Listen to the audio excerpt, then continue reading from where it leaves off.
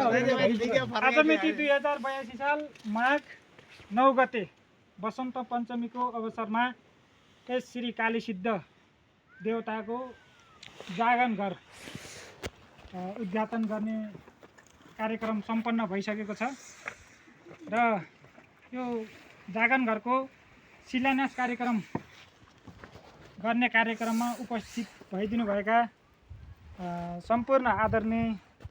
मूल धामी मूल पुजारा सम्पूर्ण धामीहरू अनि यस गाउँका भलामी अनि यही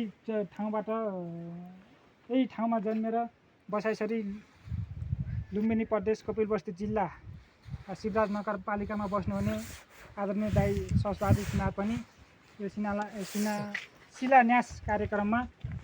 उपस्थित हुनुहुन्छ र विशेष गरी हामीले खासै त्यस्तो औपचारिक रूपमै यो कार्यक्रम गरेर धेरै कुराहरू राख्न पर्ने कुरा त केही पनि छैन र यस कालीसिद्धको जागन घर शिलान्यास कार्यक्रममा उपस्थित भएका सम्पूर्णलाई हाम्रो यो कालीसिद्धले सबैले रक्षा गर्नुहुनेछ भन्ने हामीले पूर्ण आशाका साथ यो शिलान्यास कार्यक्रमले सम्पन्न गरिसकेका छौँ र यो कुराहरू नलम्बाउँदै मैले के भन्न चाहेँ भने यस कालीसिद्धका अब संस्थापक स्वर्गीय भीमबहादुर सुनार स्वर्गीय भीमबहादुर सुनार रतिदेवी सुनारको छोरा स्वर्गीय रिगबहादुर सुनार र श्रीमती रिमादेवी सुनारका 3 भाइ छोराहरू पूर्णबहादुर सुनार ससबहादुर सुनार र पदमबहादुर सुनारले यस घरको यो जागन घरको जग्गालाई निःशुल्क रूपमा उपलब्ध गराई यस जग्गाको मूल्य पहिले नै हामी यो सम्पूर्ण समुदाय बसेर 2,65,000 को मूल्य गरेका थियौँ। त्यो सो बराबरको रकम आज उहाँले हस्तान्तरण गर्दै हुनुहुन्छ। सो रकममध्ये उहाँले नगद 50,000 र बाँकी उहाँले बैङ्कको क्युआर मार्फत यो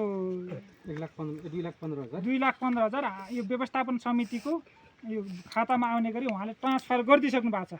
अहिले नगदको रूपमा 50,000 आदरणीय मूलधामी ज्यूले हस्तान्तरण गरी व्यवस्थापन समितिलाई चाहिँ उता हस्तान्तरण गरिदिनु हुन अनुरोध गर्दै हाम्रो भीमबहादुर सुनार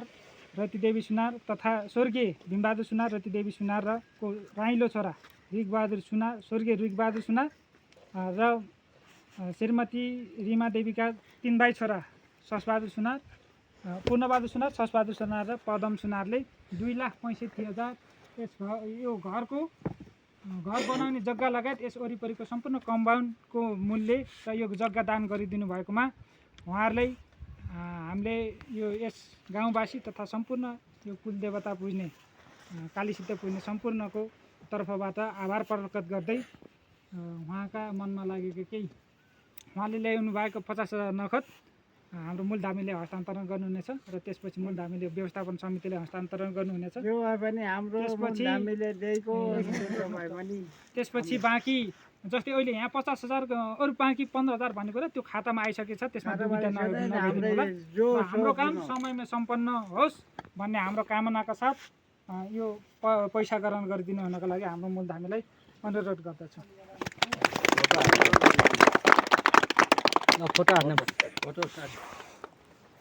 फोटो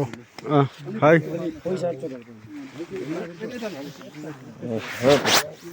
यता हेर्नु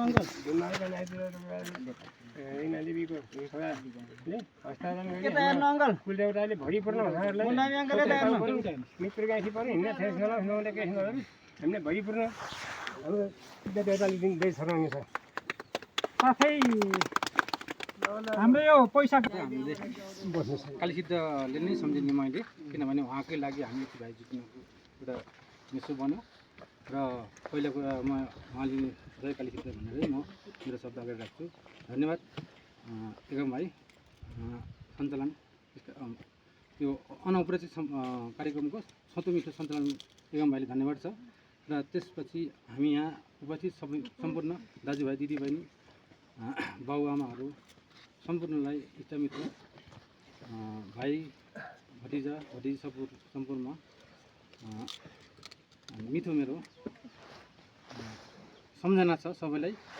तपाईँहरूको आशीर्वादले हामी र हाम्रो काली सिद्धको भनौँ न, हामीले चाहिँ हाम्रो एउटा सिद्ध देवताको आशीर्वादले नै हामी अहिले